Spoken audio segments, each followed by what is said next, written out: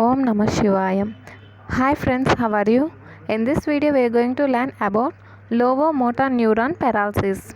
Lower motor neuron paralysis occurs in diseases that cause destruction of anterior horn cells or the axons in dorsal root, nerve plexus or peripheral nerves. Okay. The examples of lower motor neuron diseases are nerve lesion as occurs in injury or diseases of the nerve, poliomyelitis, motor nerve disease and lesion of nerve roots. Examples of lower motor neuron diseases are nerve lesion as occurs in nerve injury or diseases of the nerve, poliomyelitis, motor neuron disease and lesion of nerve root. Next, features of lower motor neuron paralysis. Flaccid paralysis, pronounced muscle atrophy. Individual muscles are affected depending on the muscle supplied by the particular nerve. Individual muscles affected depending on the muscle supplied by the particular nerve.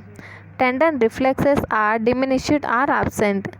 Tendon reflexes are diminished or absent. And superficial reflexes are lost.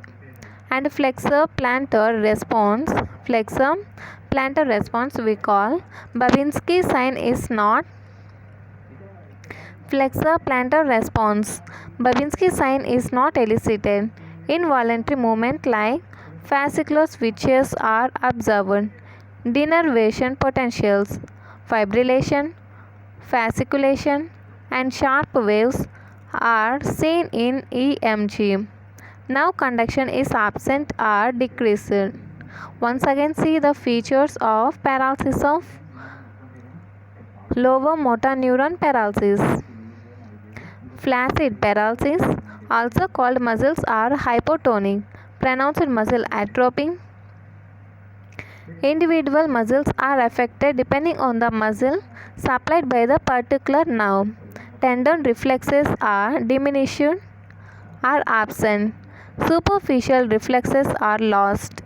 And flexor plantar response we call Babinski sign is not elicited.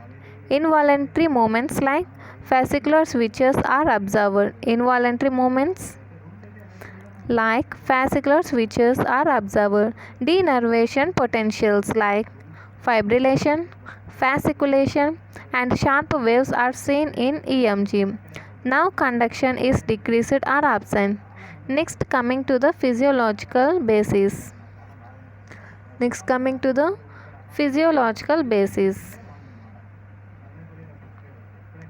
As the lower motor neuron are interrupted, the innervation to the muscle is lost. As the lower motor neuron are interrupted, innervation to the muscle is lost. Therefore, pronounced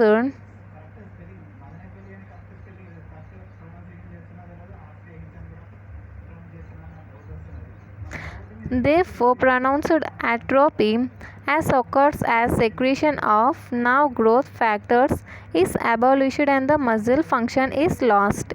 The muscles that are innervated by the nerve are only affected, not the muscles of the one limb or one side of the body as seen in upper motor neuron paralysis. Okay, the muscles that are innervated by the See carefully. Muscles that are innervated by the nerve are only affected, not the muscles of the lower limb or the side of the body as seen in upper motor neuron paralysis. Loss of motor neuron disrupts the reflex arc of the stretch reflex as well as superficial reflexes. Loss of motor neuron disrupts the reflex arc of the stretch reflex as well as superficial reflexes. Therefore, both the tendon reflex and superficial reflex are diminished or lost in the lower motor neuron paralysis. Therefore, both the tendon and superficial reflexes are diminished or lost in the lower motor neuron paralysis. The denervation abolishes influence of gamma motor neuron that results in hypotonia, flaccidity of muscles. The denervation abolishes influence of gamma motor neurons that results in hypotonia. We call this hypotonia as a flaccidity of neurons, an important feature of lower motor neuron paralysis. In upper motor neuron paralysis, flaccidity is the main feature.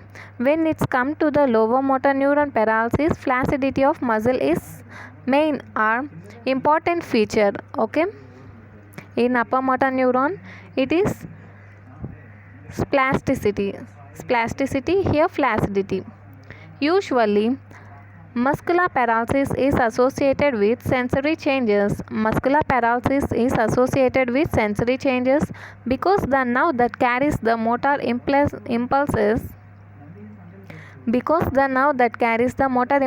from spinal cord also transmits sensory information to the spinal cord. Because the nerve that carries the motor impulses from the spinal cord also transmits sensory information to the spinal cord. Okay. Next, nerve conduction. Nerve conduction is decreased because of damage to the nerve fibers. Nerve conduction is decreased because of damage to the nerve fibers. Next, coming to Babinski sign is not elicited due to loss of motor neuron activity. Babinski sign is not elicited due to loss of motor neuron activity, but if at all present, is of normal flexor type. Okay. Babinski sign is not elicited due to loss of motor neuron activity, but if at all present, is of normal flexor type. Next, as the muscle is denervated,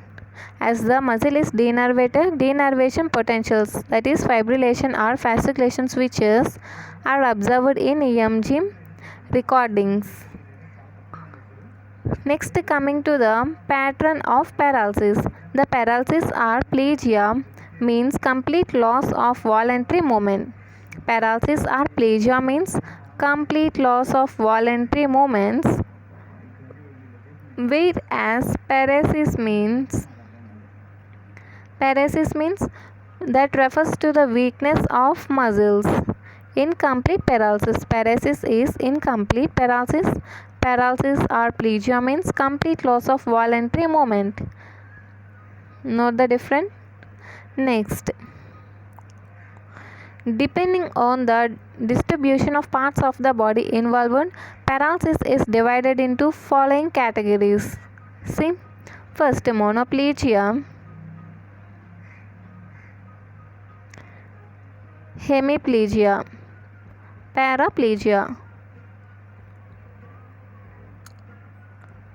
quadriplegia, and isolated paralysis. Okay, guys.